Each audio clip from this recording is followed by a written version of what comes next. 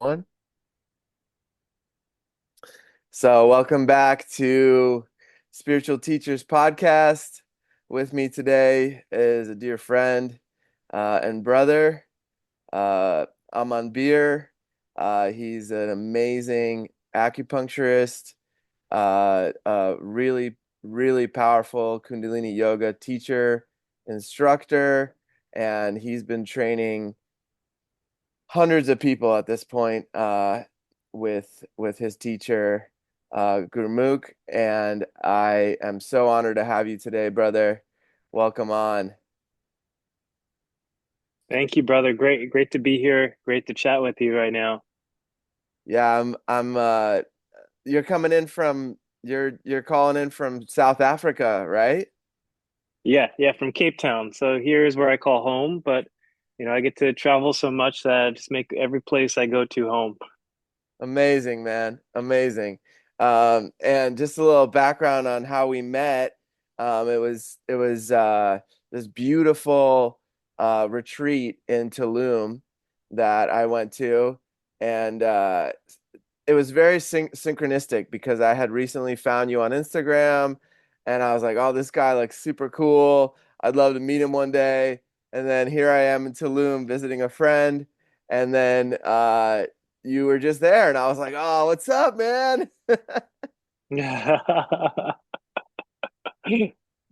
So Yeah, that was the last time I was in Mexico. yeah, it was super cool. And then we hung out and went on a couple of adventures and stuff, and it was just a really really fun way to connect. And now I'm in Las Vegas, you're in South Africa in Cape Town. I mean, we're just holding down different hemispheres, you know? Yeah. Cool, cool, man. I'm really stoked to have you here. I was thinking today we could talk about your journey, how you got into Kundalini Yoga, um, your lifestyle, because your lifestyle is so unique and beautiful. You travel all over the world. You go to India often. You go all over, right? Teaching, Yeah. teaching, teaching the teachings of Kundalini. We recently had Nicholas Geo on, who's also a Kundalini yoga teacher, and you know him as well, From right? Philly. Yeah. Yeah, Yeah. yeah. So it'll be really interesting to hear your perspective on some things, and let's see how it flows today. Maybe who knows what'll come up, you know? So it'll be really awesome. Great, good. I look forward to chatting with you. Cool, man. So yeah, just um for the new listeners and any listeners, like what can you share a little bit about your story, how you found Kundalini Yoga, how you got connected with Gurmukh, and how you transitioned into this beautiful kind of dream for a lot of people the way you live, you know? Yeah. Yeah, I'm great. I'm grateful for this journey for sure. Hmm. When I first started Kundalini Yoga, let's see, I was 22 years old Hmm. and I was in engineering school. And so I went to a small university called Cooper Union in New York City for engineering. Hmm. And in that program, we had a teacher. Her name is Tuesday, but I don't know where she is since that program because she moved back to California. And so I remember my senior year, without the Hatha yoga, I noticed I definitely felt more stressed. Mm. And I found that doing yoga and alignment and body awareness exercises just really helped to with my sense of endurance for that program of Hmm. engineering. Hmm. And so then I remember I felt like so much pressure. I felt so stressed. And Hmm. so I was like, okay, let me go online and look for ways to volunteer. Because I was just like, I didn't even think of going to other schools of yoga. Hmm. It was more so like, but what came to mind was let me volunteer somewhere. So I went on this website, Craigslist, Uh-huh. and they had the volunteer section. And in the under the first headline in the volunteer section was free yoga for volunteer service. So I was like, oh, that sounds great. I get to get some yoga and I get to volunteer. Wonderful. So I Nice. contact them and they got back to me right away. And it just so happened that it was a Kundalini Yoga studio, but I didn't know anything about Kundalini Yoga. They didn't tell me they were a Kundalini Yoga studio. I just knew it was yoga, Uh-huh. and I just kind of put it all under one umbrella. Yeah, yeah, for sure. For sure. Okay. And So that was in New yeah, York. That was in where did you say that was? yeah, that was in New York City. Yeah, so that was Okay. while I was Okay. doing Cooper Union my last year, Cool. and that was at a studio which doesn't exist anymore, but it was called Universal Force Healing Center. Cool name. Yeah, yeah, yeah. It was on 24th and Broadway. And it was like it became a refuge for me, definitely. And so I Nice. remember just walking into the studio and speaking to the manager at the time named Chris. And he was just like, he was so bright. Everyone I was meeting there was so bright. And I just loved the effervescence of all the people that were coming in and out, the teachers and the students, that I really felt like, oh, this is my home. Mm-hmm. Mm-hmm. And so then I pretty much, when I didn't have to study, when I wasn't in school, I was there volunteering. I Mm-hmm. just loved it so much. I loved the environment so much. So that's really what began Kundalini Yoga for me. So they had this policy, I think it was a long time ago, but but they had this policy. I think it was like something like you had to volunteer for a week at least before you could take a class. But he made an exception for me, Chris, and he was just like, okay, tomorrow, why don't you come to class?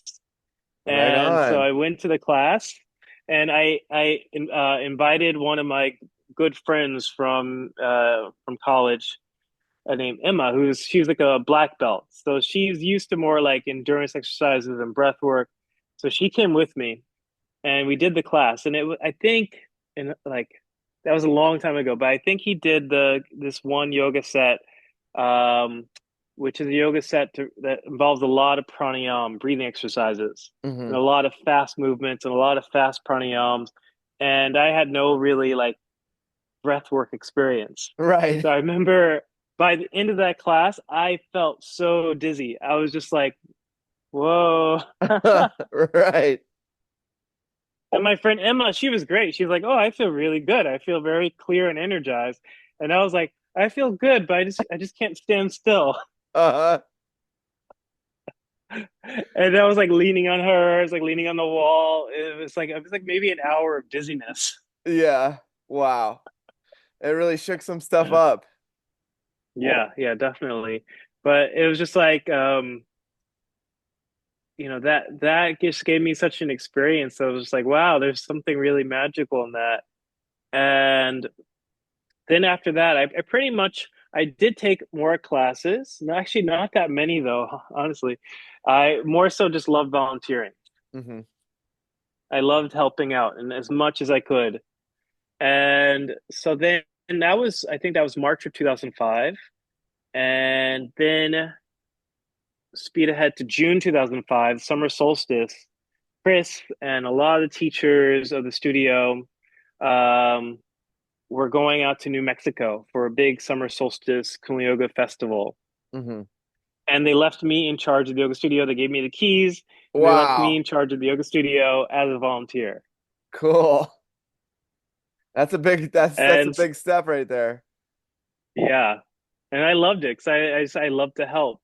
So there was one class where there was a classroom full of students, but the teacher was in New Mexico, Mm-hmm. and I'm like, oh, what do I do? So I remember calling Chris. Thankfully, he had a reception, and he was just so calm. He was just like, okay, here's what you do: just lock the front door. And then you see a book on the shelf that says Kundalini Yoga. And I was like, yes. He's like, okay, good. Teach something from that book. And I was like, okay. Uh-huh. That's So I one way think, to get initiated. yeah, yeah, yeah, yeah. Now I had taken a few Kundalini Yoga classes like in that time from March to June, but it wasn't like every day. It definitely wasn't like I probably could count on maybe one hand or two hands how many classes I had taken. But Mm-hmm. I taught what was in that book. And I remember the experience of that was because I had no experience teaching before that in Mm-hmm. this lifetime, right? Mm-hmm. Yeah, for And sure. Just Just this lifetime. Yeah. And I remember just like following the instructions. I read it. I think I paced it well. And I just remember seeing the transformation in people in the Mm, practice. mm, And yeah, I have a scientist background studying mhm, engineering, and a huge background in science. So for me, it's like I approached Kundalini Yoga almost as like a science experiment because it was just like, okay, here I am, no experience of Kundalini Yoga, really very few reference points. I'm mhm, just going to teach the Kundalini Yoga set as it's written. Let's see what the experience is, and I get to see the tangible difference in the people in the class. And it's just like that was the moment for me though that really actually that's when I fell in love with Kundalini Yoga was from actually teaching. mm, mhm, So before mhm, that it was like cool, but actually as I told you, I really liked the volunteering part more. mhm, But it was in that moment that I got to see like, wow, if I have no experience really mhm, and I can just share something a little bit of Kundalini Yoga with others and to see this type of transformation in them, wow, imagine if I apply myself, what kind of transformation will happen to myself? mm, And so absolutely. that's what actually like that's what created the biggest spark for me. So But I can you, think it was a good foundation. yeah, can you talk a little bit about what transformations you were seeing? Was it subtle? Was it like, were you seeing their aura? What was shifting in some of these people?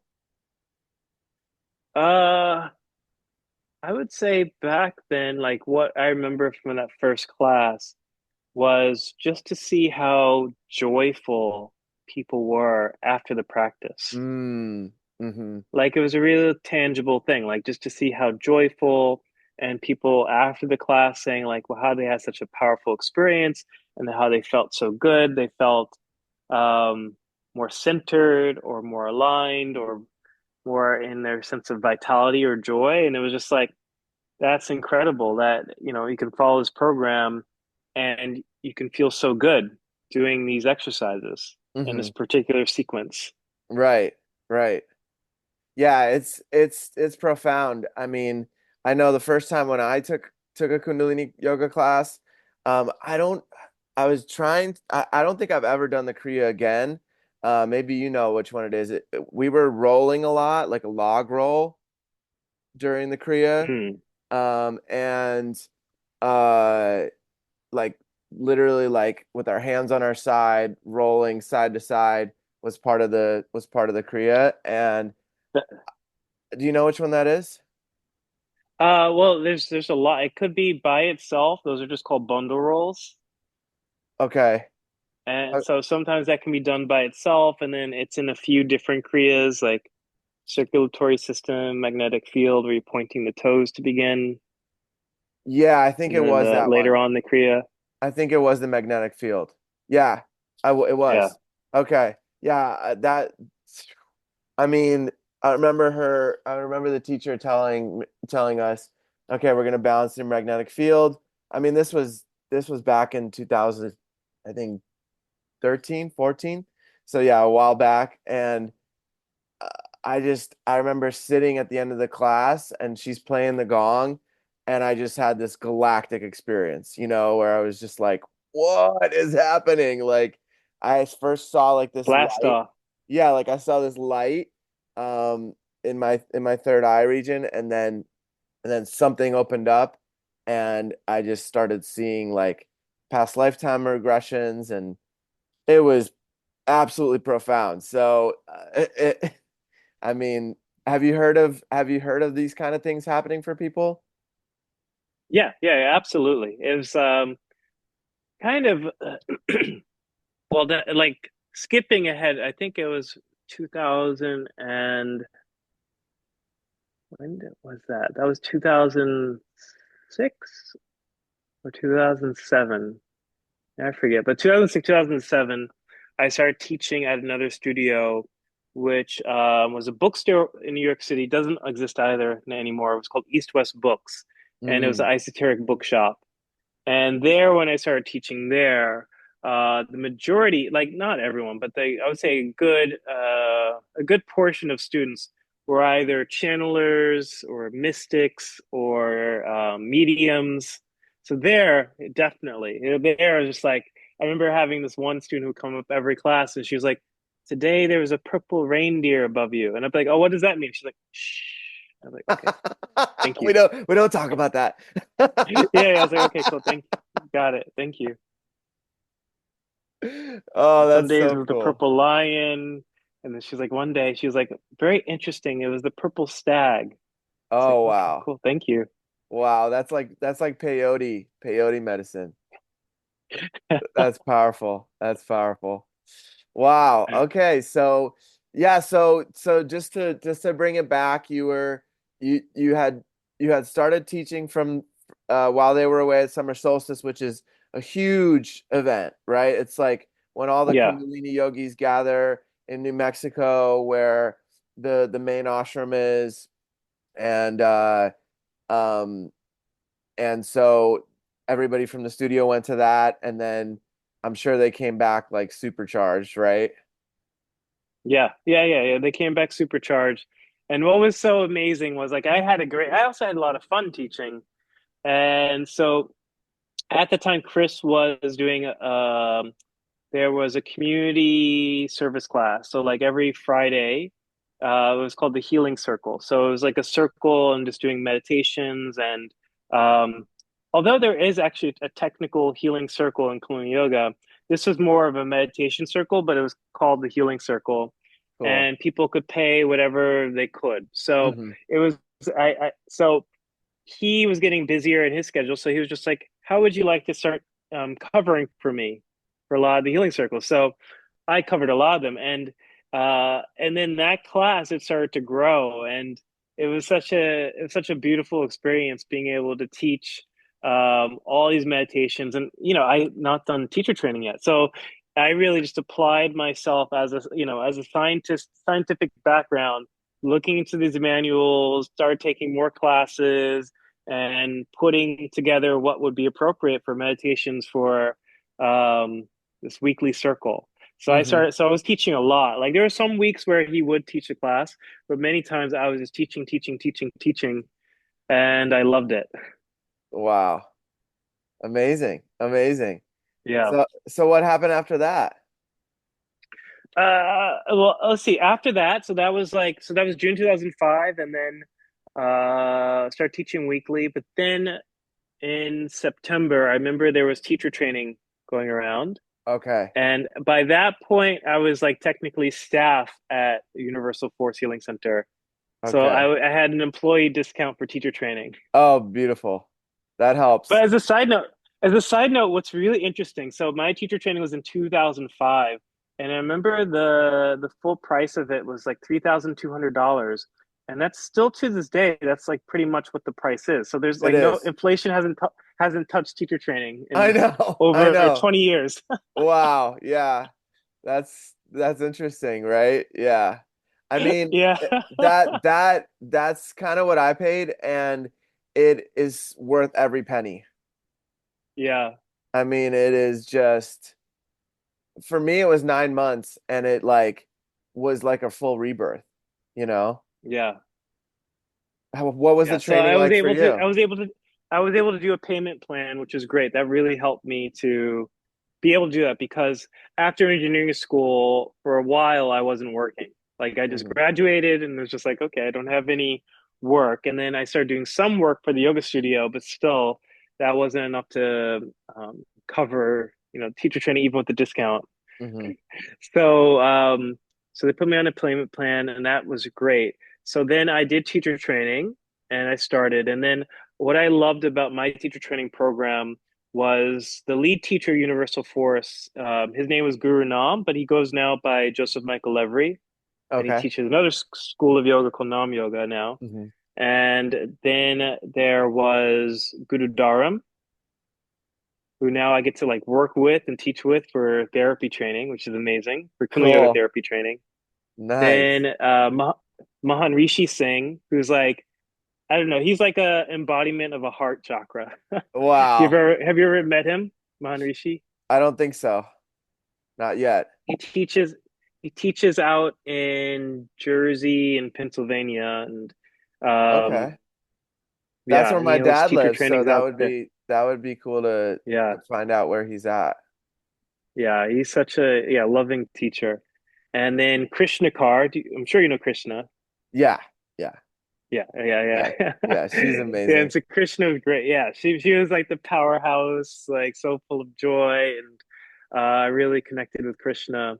And then we also had Guru Charan Singh. Wow. Do you know Guru Charan? I don't know Guru Charan. So Guru Charan, because this was Kundalini Yoga Research Institute training, Mhm. and so the level one manual, that's what Guru Charan wrote. Like Okay. he pretty much, there were other authors and editors, of course, but he wrote that book. Wow. Okay, so you guys had a full powerhouse of teachers over there. Yeah, yeah, Wow. That's yes, that's like the Avengers squad of Kundalini Yoga. yeah. And then also we had like a little cameo. Like she came in just for like 1 or 2 hours of Guru Tejkar, who's from I think San Diego, or is Guru Tej from San Diego or LA? Maybe she's from LA. But Guru Tej is like she's high energy, so it was really fun. Cool. Cool. Yeah, I mean, that must have been so how was that experience for you? Like what happened for you personally? Well, for me personally, I loved it because I loved getting different perspectives. Because it's the same thing with engineering schools, just like you have so many different professors. You have different professors for physics, different professors for organic chemistry, and it's nice to get the different perspectives. Hmm. And the same thing I found within the teacher training is that although each were given like a set topic they would teach, but a lot of the yoga teachings of Kundalini Yoga are kind of woven together. Hmm. So it was great because Guru Dharam has a shamanic background. Okay. And then Guru Charan is very intellectual. Krishnakar is like powerful, high energy. Maharishi is so like uplifting. So it was like a totally different space with each of the trainers. Hmm. And I appreciated the whole package. Oh yeah. Yeah, so you kind of took Yeah. what resonated and what you liked and made it your own, right? Yeah. Yeah. And I actually though at that time I would say like I did all the work and I was definitely in it, but also I was still working at the yoga studio. So there were times that I'd have to step out of the training here and there. Um, so there were definitely parts that I missed, honestly. Hmm. Hmm. Well, that's But I I still mean that's graduated. normal. Yeah. Yeah. Yeah, I mean, because with the level one immersion, or not, it was a 9 month program. Hmm. So even with the 9 month program, there's so much information in the book, So much. and it really is like a buffet with all the different options, and practically you can't put everything on your plate. Hmm. And what I found for myself and for my classmates, and now teaching teacher trainings, is that kind of everyone kind of branches out on their own. So what I mean by that is just like some may have a deeper relationship with sound and mantra. So then they Right. start, reviewing that chapter more, taking more trainings for sound and mantra, and then kind of incorporating that into their daily practice. Some more into the anatomy, some more into the posture and alignment. So there's Hmm. different ways that people can kind of navigate. Whereas level one is just to give the foundation to teach, but then each teacher kind of develops on their own. So Right. there's definitely things, even if you're in the room, you will still miss. Yeah, yeah, for sure. For sure. But that's the beauty of it. There's so many branches that you can kind of Yeah. take. There's one thing that resonated a lot for me was the Sat Nam Rasayan. Mm, We just kind of touched on it, but that's like a really beautiful healing modality that can be kind of like continuing education after level one training. And I've yeah. taken some of those classes, and it's basically like a healing with presence, right? Is that how Yeah. you would describe it? Like you're not you don't even really nobody needs to touch the client. You're just there and holding space and holding the intention for them to go through the healing that they need to. Yeah. It's one of those things that with Sat Nam Rasayan, I was also like, I felt like I started at a great time with Kundalini Yoga because this was like 2005. And then, so in my teacher training, uh, Siddhi Satkar was actually like, she was on her pathway to start teaching teacher trainings on her own, but she had to assist in this teacher training. So she was the assistant teacher. Uh-huh. And so because of that, because she was assisting, there was one day where we had to do squats, and then her like there it was an odd number of people, students in the room, so she had to do squats with me, and Uh-huh. then we became really good friends because she was teaching in Universal Force, and then I was already working there, and I would see her a lot, and so then we just really connected, and so we're still friends. We teach New Year's Eve together every year for the last like 15 years in New York. Wow. So with Siri Sat, she introduced me to go to like Kundalini Yoga East, and there, which is another Kundalini Yoga studio in New York City that still exists. And Guru Dev, who was the last master of Sat Nam Rasayan, Right. he would go there at least once a month. So Mm-hmm. I would always get to go to his classes when he was there, and start learning Sat Nam Rasayan pretty much right away, even without even knowing what it was technically. Like he didn't expect. I don't remember him ever really explaining it in those classes. Like he would explain how to do it, but not what it was. Ah, okay. Yeah, and that's kind of And but how I loved Yogi it. Bhajan taught him, right? Like it was through presence Yeah, and just through telepathic communication. He gave him a lot of the teachings. And he passed just a few years ago, right? yeah. He passed. Yeah, he passed just a few years ago, and yeah, I got to go to his house a year after he passed. So that was 2000. So I think he passed. He must have passed in 2020 because I went to his house in San Cristobal in 2021. Mm-hmm. Mm-hmm. Yeah. Yeah, I know he would do some bigger immersions in Mexico. Did you ever go to any of those?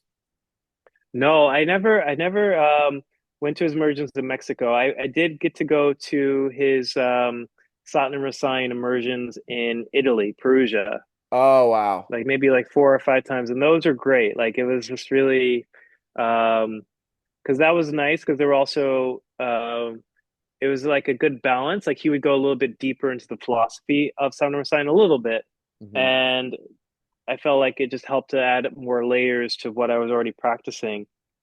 But what I found with doing it, with practicing sound sign, is that it just helped me to become more aware, more sensitive.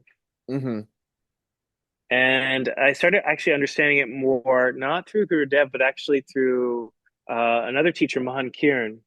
Mm-hmm. And so when Golden Bridge first opened, they had a Satnam Rasayan class with Mahan Kiran. And wow, it was such a powerful class. I remember I had my four wisdom teeth pulled out Oh, wow. Yeah, that's painful. at the age of I've done that too, and 23. all four at the same time. It's no joke. Yeah. So at the age of 23, all four pulled out. I was fully awake for that procedure. And it was like months of healing. It was so painful. But I remember going to her class at the point where my face had healed, at least externally. So I didn't have like the chipmunk cheeks, you know? Oh yeah.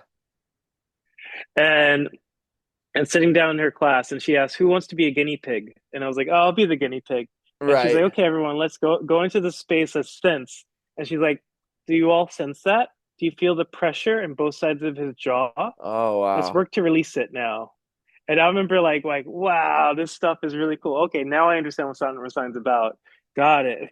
Okay, I'm getting And that was chills. I'm getting chills uh because that's kind of like, it's like a collective nervous system is what's happening in that situation. You're yeah, like making a collective consciousness of the group, right? And everybody's tuning into your pain and yeah. and transmuting it. That's something I that kind of take it as like a Buddhist approach because you leave the Buddha behind you. uh-huh, But it's just like it's really like there is no separation. Like we're all one. So like everything happening in the world is happening inside of us. And right. if you could just tune yourself in, you can start to sense these things.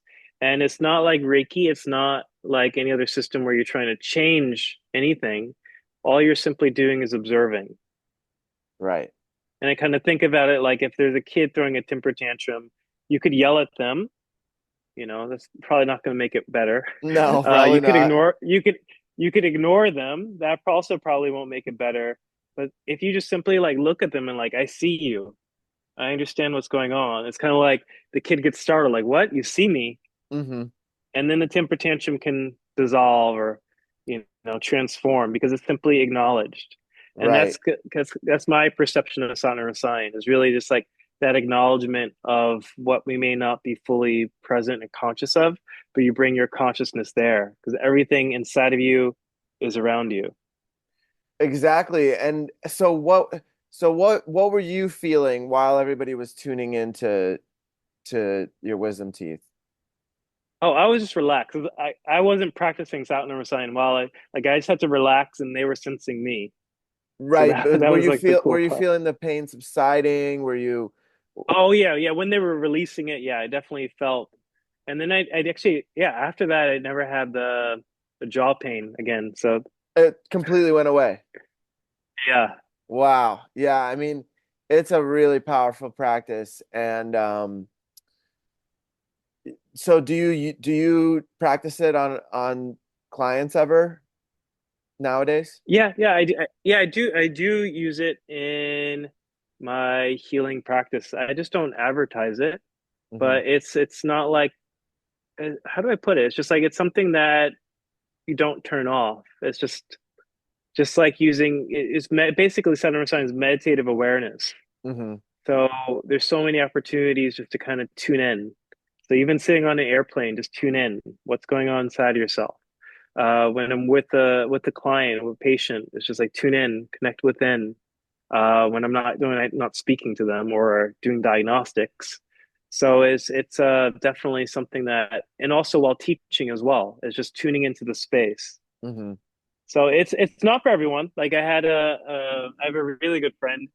Um, who came to the immersion in Perugia because she wanted to be the Sat Nam Rasayan teacher for her country, Oh wow. and it just is not. It just didn't line up with her personality. Okay. Like her personality is exactly as it needs to be and is beautiful and is bold, and it didn't match with the sensitivity of Sat Nam Rasayan. Mm, And so I remember her going to Guru Dev, and he was like, "No, you won't get this." mm. That must have been tough. And she was so funny about it. She was like, "He said I won't get it. That's okay. Oh, I'm having a okay. good time." Okay. Okay. Yeah, that's a great way to approach it. I love that. Yeah. So you definitely can teach, you can be a great healer without practicing sound sign, but for those that it's available, it's so nice. And so there's many times where I will teach and it's just simply like I'll just show up and tune into the space and then it's like, okay, this Kriya. And then I just like go through my phone, let's find the file, there we go. As opposed to like planning ahead where which is what I used to do. I was maybe the first 5 years of teaching. Hmm. But at this point, pretty much it's just like just tune into the group. Right. That's my approach too. I like to, for me, the less planning, the better it usually goes, you know. Mm. It just allows for that flow, and I leave some space for adjustments, depending on how people are doing. And Humans plan and Buddha laughs behind you. right, exactly, man. It's really it's a good way to do it. And I mean, with Satnam Rasayan, I feel like it requires full presence, right? Like, Yeah. would you agree with that? Like that practice in particular, if the mind starts to wander, it starts to you have to bring it back. And the most proficient and most powerful practitioners are just fully 100% present when they're in And it. it's a subtle thing. It's just like it's actually becoming so present that even if the mind is wandering, you observe the mind wandering. Ah, yeah. You don't change it. Right. Right. And when I was passing my like first level Sadhana Science certification, um I was surprised. I didn't think I would get nervous because I had been in rooms with Guru Dev here and there over many years. And so I think this was maybe 2016 that I tested with Guru Dev. Um, and so we go into the room, and all of a sudden I get really nervous. I'm like, why am I so nervous? And then they're like, okay, work on this patient. So I'm working on them. And my heart is racing. Boom, boom, boom, boom, boom. And I'm so nervous. And I was like, okay, I can't change this nervousness right now. I'm just going to observe myself being this nervous. Mm. And then as soon as I observed myself being nervous, he's like, oh, good, you got it. Okay. And you were done Yeah, with and I was with done. that portion. I passed. Oh, Yeah, I great. passed. As soon as I, Wow. Yeah, I mean, I never got the honor to be in Gurudev's presence, but I've watched online videos and I think I even watched a live, maybe a live one time when he was still on the earth plane. But yeah. who's who's the main who's the main Sat Nam Rasayan, like the lead now in the world? Well, the current master that Guru Dev assigned is Sadhu Singh. And Okay. Sadhu's wonderful. He lives in Vienna, Austria, and he teaches a lot in Mexico and throughout Europe. So if you Okay. ever get a chance to connect with him, his classes are great. I was able to take his class out in Mallorca at Sadhana Work Studio. And but beyond Sadhu Singh, there's many great Sadhana Rasayan teachers around the world. And I'm not sure who he's studying with, but my friend Pavanjit's studying with someone in Mount Shasta right now, Oh wow. Okay. a level two Sat Nam Rasayan training. So there's lots of, and then in Canada, Kulmeet's a great Sat Nam Rasayan teacher. I don't know if Mahani is still teaching in LA Sat Nam Rasayan, but there's a lot of great teachers around the world and so many different programs that you can find. Okay. Okay. Yeah, that's really good to know for our listeners. And the prerequisite for that would be to go through the level one Kundalini Yoga training, right? No, no, actually, Oh, okay. Okay. surprisingly not. Like anyone can join. As I mentioned, it's not like not everyone gets it, Right. you know. But I Yeah. would say that definitely doing Kundalini Yoga can help. But there is like a certain subtlety to Sat Nam Rasayan. And but some people are blessed to not be subtle in this lifetime and they can do powerful things Right. otherwise, other directions. Right. Right. Yeah, and Yeah. it's interesting because it's kind of like that yin yang, it's like Yeah. there's people that are really tuned in and really sensitive to energy, um, which I believe I am and I believe you are. And then there's other people that uh just navigate differently but just as powerfully. And Yeah. and Yeah. their gifts just look a little bit different. They can go into spaces and not be as sensitive. They can like get blasted with 5G and feel great. They can alchemize it. It's like a different form of Yeah. alchemy. They can Yeah. ground it in, or there's different, everybody has different abilities. um Yeah. do you feel one thing that's coming through that I'm really curious about is like siddhis, right? Like the different types of siddhis that people can activate. And I know Yogi Bhajan would say don't get distracted by those, right? But have you noticed anybody activating some of their siddhis, or eh, let's talk about what a siddhi is. Like, how would you define it? Well, with the cities, these are basically just powers Hmm. that are cultivated from the practice. And this is like from the Vedas, that in general, just yogic as well as even a meditative path can awaken these latent abilities within people. Hmm. And like there's a story of Rumi, for example, and Rumi looks at a flock of birds, and Rumi is the Sufi poet. And Rumi looks at a flock of birds, and he looks at the birds and he says, "Die," and then they all die. They fall down to the ground, and he says, "Come back to life," and they come back to life. And he was so pleased with his ability. And Mm. then he comes to a village, and there's a woman. Do you know the story with the No, well? no.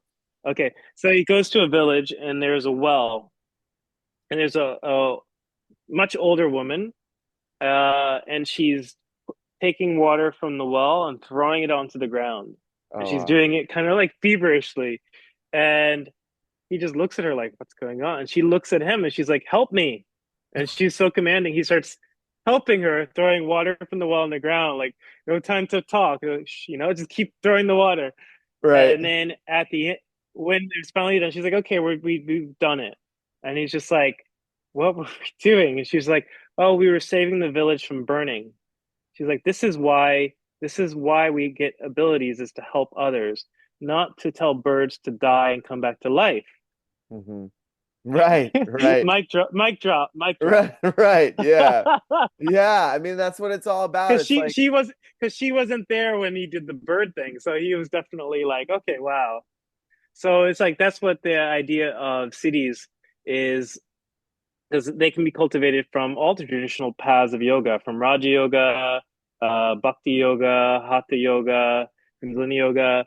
But ultimately, when one cultivates these powers, they can either be tools and distractions of the ego, or we can use them as just a platform for elevation, moksha, liberation. hmm hmm And so the powers seem cool, of course, like, oh, wow, walking through walls, or, oh, I can win pick the lottery numbers.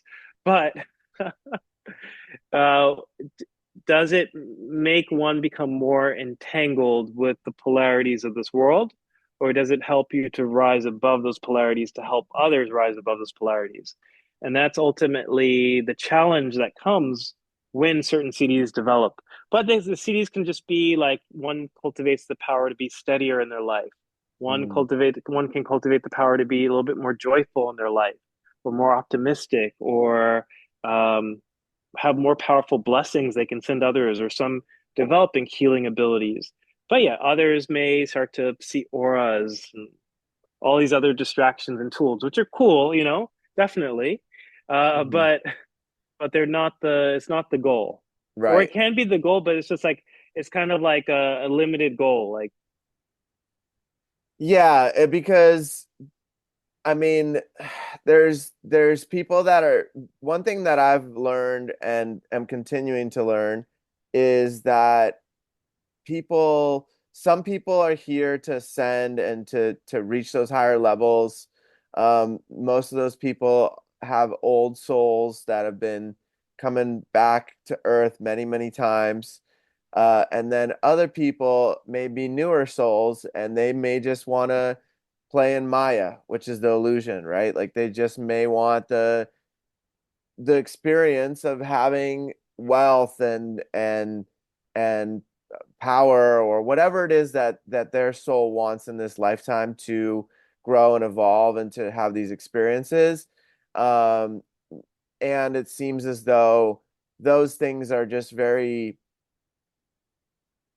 like somewhat unfulfilling to a degree, right? It's like run by the ego. It's not fulfilling the soul on a deeper level. It may fulfill some sort of desire in this lifetime, but the deeper, like you were saying, like deepening joy, deepening being optimistic, like those kind of things, would help so many people around the world right now, because just being okay with where they're at, and there's an empowerment piece to that. Like we I believe we chose all the experiences that we have because they allow for the other ones to grow and for us to teach from those experiences and to evolve from that. yeah, yeah. It's the idea of we're each given a contract, Right. and so then it's just our mission, if we choose to accept it, is to accept our own kind of divinity or inner sovereignty that exists inside of us. And that requires us to use these tools to become like the tool. When I say tools, like with meditation, with the yoga, all these things that to help strengthen our meridians, our channels, to hmm help strengthen our nervous system, our glandular system, to help with the clarity of our mind. So that way we can become less entangled with this like constant play of polarities, us Right, versus them. right, right. And understand the oneness of it all, and that, it all comes from one source. Yeah. Yeah, that's really beautiful. I'm really curious about your travels in India. I know you've been to India many, many times. Have you been in the presence of any fully enlightened beings? I've definitely been in the presence of fully luminous beings, I would Okay. say. In terms of enlightenment, I don't know. It's like that word can have so many different meanings. Like and I think it also just depends on your philosophy. For me, it's just like I see enlightenment as a sense of like if one is fully done with their karma, so to speak, or the personal things to work on in this lifetime, they get to leave. Okay. They don't have to stay. They don't have to stay on this plane anymore. Right. There could be, 6D, 5D, but they don't have to be here Right. in the Right. 3D world that we're in. And so with that enlightenment, I kind of take it more in the sense of like, okay, we all are sparks of light and divinity. And have I met individuals that are able to clearly shine their light forward into this world? Absolutely. Hmm. And do they still go to the bathroom? Absolutely. Right. Do they still have their yin and their yang? Absolutely. Uh-huh. But I've been able to meet so many people who've touched me on the path, inspired me on the path, just by sharing their light, by being an instrument, like a gemstone, letting the light shine through. So in that sense, yeah, I've definitely met some enlightened people on this path. Okay. Okay. Beautiful. Yeah, I mean, enlightenment is a really interesting term nowadays. Like, there's so many ways to define it, right? And Yeah. I guess my question is more around like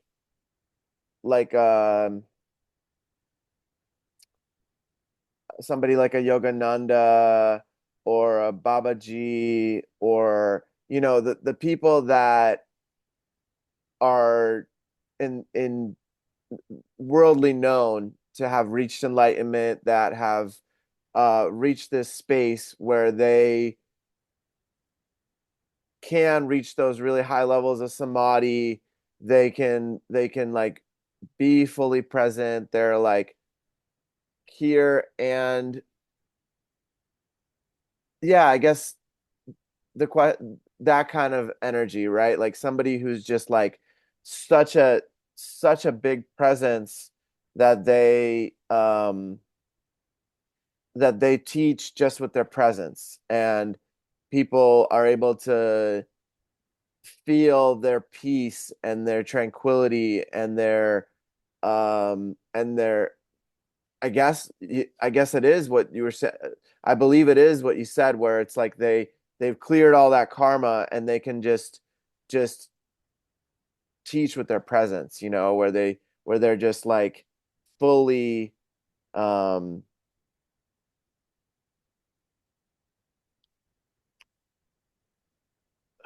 fully themselves, and also able to like emanate this peace out from themselves. Yeah, yeah, I would say I find that even in the space of like even the most how would I put it? The most tumultuous person. Well, and this is like one of the magical things of Kundalini Yoga. As soon as they tune in, and this is not every case, but but many cases where I've seen like where I know the person personally and Hmm. I know them in a very tumultuous space of their life. And as soon as they tune in and they center themselves with the Adi mantra, Om Namo Gurudev Namo, and they're able to kind of like it's not check out, but they're able to become an instrument Uh-huh. and just let their presence be in that space that's personally, but impersonal, Uh-huh.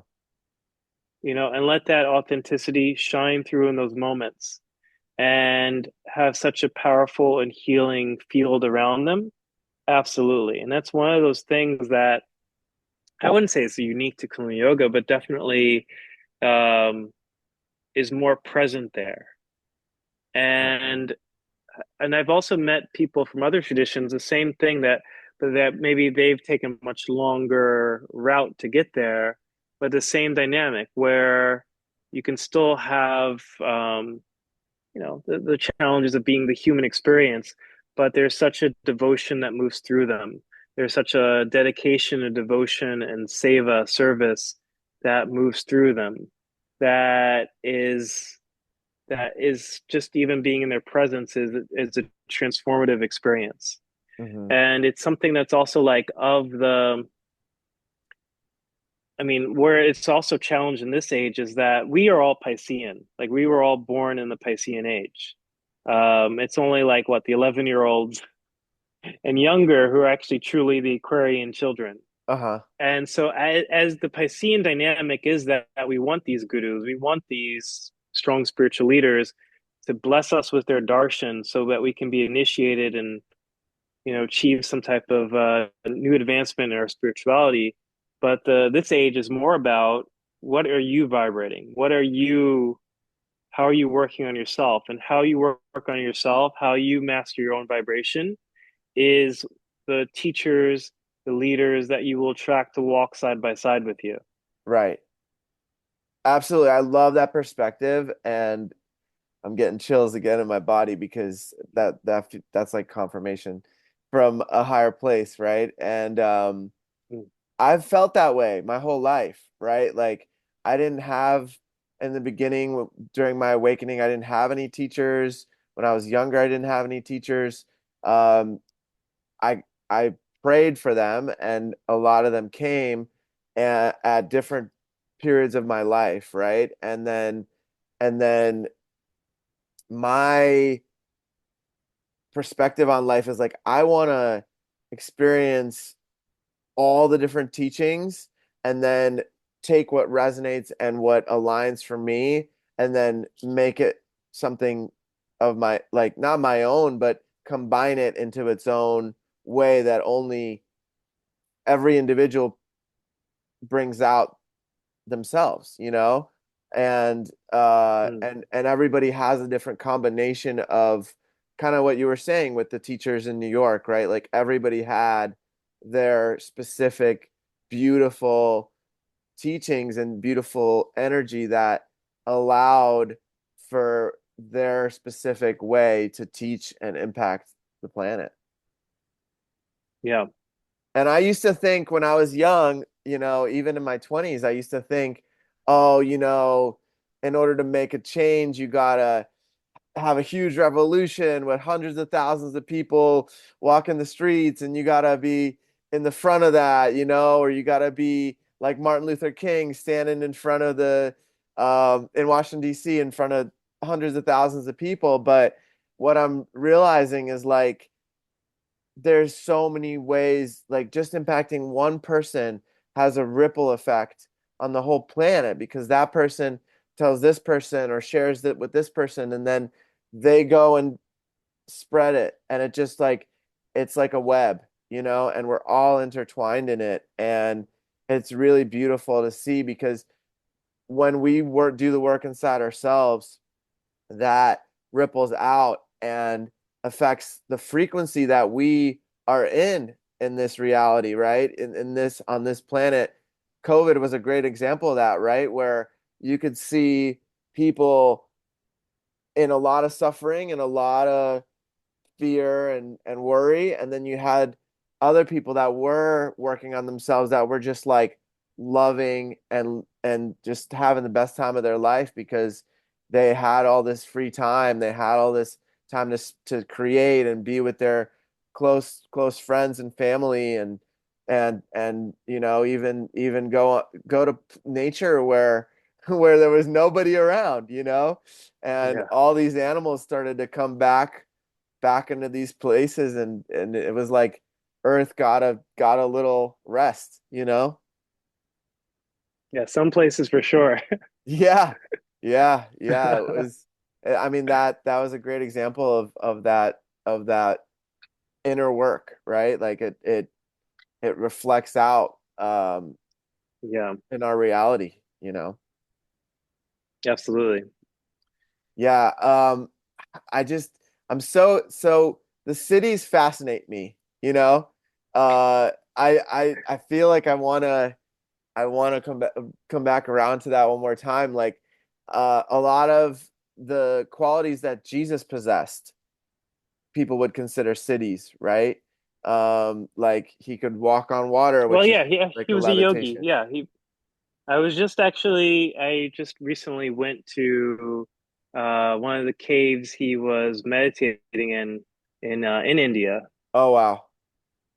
Yeah, because the three wise men were yogis, and so when he Okay. was 10 years old, they came back for him, and they took him through this journey that led him to India. And it's you see Jesus always with the mudras, the hand Right. positions. Right. Yeah, the blessing, the CD to bless. What was your experience like in that cave? Did you feel Uh, anything? yeah, yeah, it's definitely it felt very potent. It felt like there was definitely a lot of high energy there. Wow.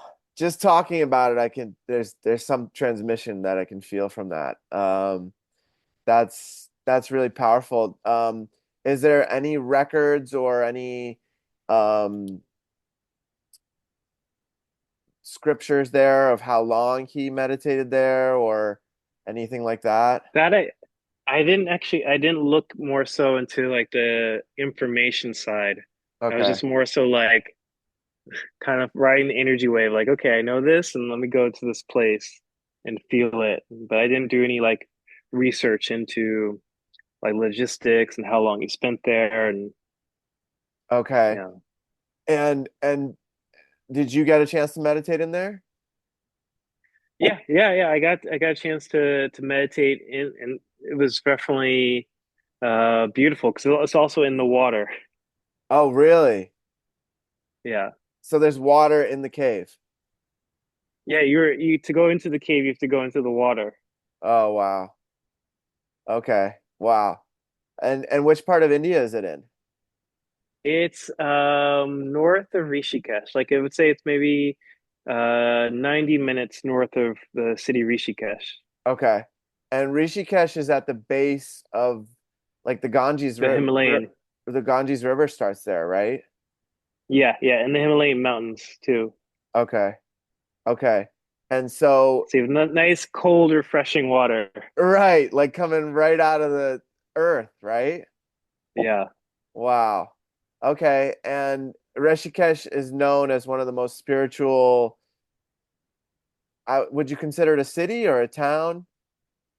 Yeah. Rishikesh is a beautiful city and it's completely vegetarian, no alcohol is allowed. Okay. And it's a place where people find a lot of refuge to connect with spirituality, to connect to yoga, connect to meditation.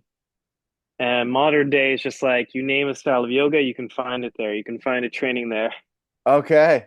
Okay. And that's where you guys just did a training, right? For Kundalini Yoga? Yeah, with Gurmukh. And I've been teaching part of Gurmukh's teacher trainings since I met her in 2000 and I think I met her in 2008. Okay. And at that time, I think Satya still owned Golden Bridge, New York. And so then Gurmukh must have bought it 2008, 2009. And then that's when I met her because I was actually teaching healing circles in Golden Bridge. So so I went from Universal Forest, went to the East West Books, and then I also started teaching healing circle at Golden Bridge.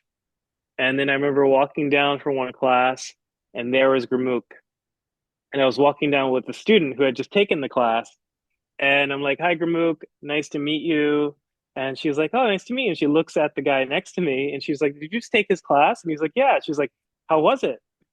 And he's like, "Oh, it was great." And she just looks at me. She's like, "How often are you teaching here?" I was like, "I'm teaching this one class a week." She's like, "Oh, let's get you on the schedule more." Okay. So she And so then, recognized you right away.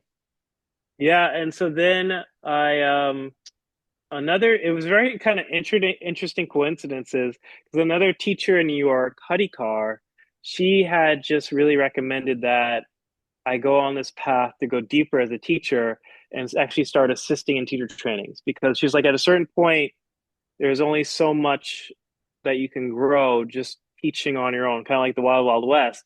There's a Uh-huh. lot of reinforcements that happens when you start assisting in teacher trainings. And, it's absolutely true. So then I was thinking of asking Gurmukh, can I assist in teacher training? Before I could even think of asking, though, I get an email from the manager and it was just like, hi, honey, Gurmukh wants to see if you'd like to assist in the teacher training. I was like, oh, great. Yes. Nice and easy. Wow, that's Yeah, yeah. amazing. And what Yes, year I was think that was a that? 2009. I think that Okay. was 2009, that teacher training. And then in like 2010, because I was in Chinese medicine school 2008 2013. And wait, no, no, that's not right. Is that right? Wait, one, two, three, four. No, I was in Chinese medicine school from 2009 to 2013. Okay. And I think 2009. But then in that training in 2010, Gurmukh was just like, "Oh, you're an acupuncturist. Why don't you teach Western anatomy?" Oh, wow. And I was like, "Oh, okay, wow, okay." And so she was like, "Okay, so just 3 hours teach Western anatomy." And I was like, "Okay." So I planned the whole night, planned. And then I get there, and then she was just like, instead, just like literally a few minutes before I'm about to teach, she's like, "Instead, no, no, no, only 2 hours, and not Western anatomy. Teach the chakras instead." Ha! And I was like, "Oh, okay." I love And I loved Gurmukh. it because That's amazing. because me with my engineering mind is just like, okay, I have the plan and the system XYZ, and Uh-huh. that forced me to not teach from here, Uh-huh. or like the intellect, the monkey mind, but just to teach from the flow. Right.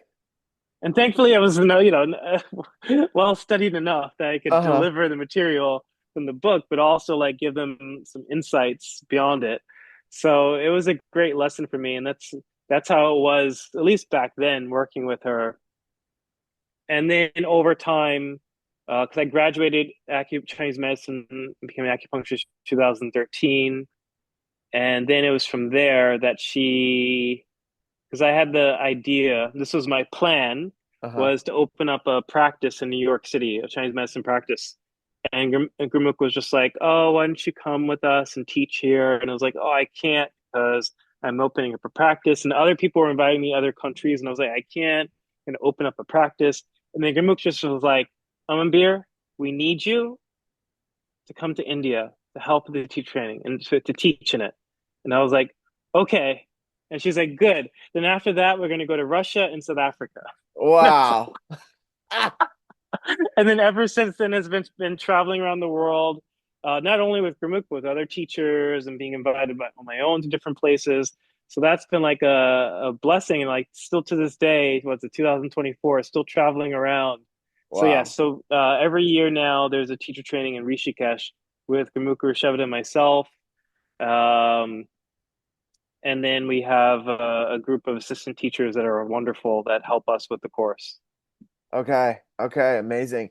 And that brought back this, I mean, that's profound. I love that story. I think it's really amazing how that all unfolded for you and it continues to unfold, and that reminds me of how the powerful work we did in Chichen Itza together.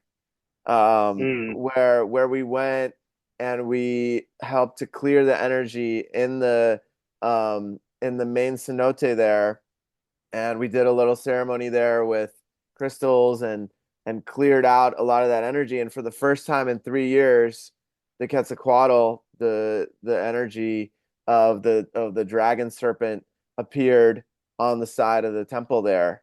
And for 3 years during COVID, it had two chances a year on the solstices to appear, and that was the first time it appeared after we did that clearing. So that was some really powerful work we did together. And as you were talking and traveling to all these places, it's like you're anchoring your light and you're doing grid work in those places just by being there. and so I wanted to honor you in that and to thank you for that because that's I feel passionate about that work at some point down the line in my journey as well. And with the different travels I've been doing, I feel as though that kind of work is really important for the planet. Yeah, yeah. It's just like that's the age of Aquarius. It's just like we're vibrating a certain thing, and that's how we're able to become friends. It's just like, okay, let's do this work together. Hey, Right. I mean, I've met you, I I see think you, you see you. right. I met you And like your friends were interesting because one of your friends was a I forget his name, but he's a breatharian. You remember who came? right. Yeah, Yeah, yeah, yeah. he was a friend of a friend actually, and that was really interesting to meet him too. Yeah, that so breatharian is somebody who doesn't like they barely eat. They just have like coconut water and what I don't remember what he would. Do you remember what he said about No, his practice? no, he doesn't even have coconut water. He only has water and urine and breath work. Okay. Okay. That's the only thing he consumes. That was a friend of one of the friends that came. But yeah, that was Yeah, fascinating to meet him and he helped with that ceremony too. And we had a little one like 4 or 5 years old, maybe 3 years old that was holding down that Aquarian generation that you're talking about. yeah, Um yeah, yeah, yeah, so that was really cool. And yeah, that was a really interesting group of people that came together just for that time. And I one of the things that I feel really passionate about is going to the seven chakras of the planet. So like Mount Shasta is one of those, Lake Titicaca is one of those, and in I think it's in Bolivia or on the border of Peru and Bolivia. It's down there. Another one is Mount Kailash. Have you been there? Am I pronouncing that right? Mount Kailash. No, no, I've never been actually though. Okay. Yeah, that's another one that I really that's in Tibet, right? Hmm. I think that one's in Tibet. Then in Australia they have this giant mountain in the middle of the country, like right in the middle. That's another chakra. Um, Stonehenge is supposed to be another chakra. Have you been there? No, I haven't been to Stonehenge. Okay. Not All yet. right. So maybe we can start to plan some of these activations for people, and do some of these powerful practices in these locations at some point down the line because those these are energy centers of the planet, like Yeah, where I believe we that there can be a really strong anchoring of light for the planet, yeah, and that work is really important. I know there's different groups that are doing it and and so it's happening. It's just the more people do it, the more powerful it'll be. yeah, Do you feel called to yeah. to Let's that see. work as well? Yeah, I guess through the work that I've been doing is just yeah, that it definitely feels aligned. Like with helping people around the planet is just like I don't know, I think that's the way. It's just like helping more and more people to become the crystals, so to speak, Right. Like along the grid. crystallizing their body, making it more of that instrument that you were mentioning earlier, like allowing for the great mystery or spirit to move through the individual to to impact others in whatever ways are most beneficial for them to heal Yeah, to heal, right? And that doesn't it looks so different for every individual. yeah, Yeah, so yeah, so that's absolutely. beautiful, man. I like big bows to you, man. Thank you for all the work you do around the world and I'm so proud of you. I see you, brother, and thank you so much for coming on today and for sharing your light, for sharing your wisdom, and maybe down the line we can do a part two. Yes, yeah, definitely. I Yeah, look man. forward to it, brother, Yeah, and thank look you forward so to much. Yeah, big love seeing over you. there. Yeah, Good to lots of love to you in Vegas. Okay. thanks a lot, man. Sending lots of love and we'll talk soon, man. Sat Okay, Nam. talk to you soon.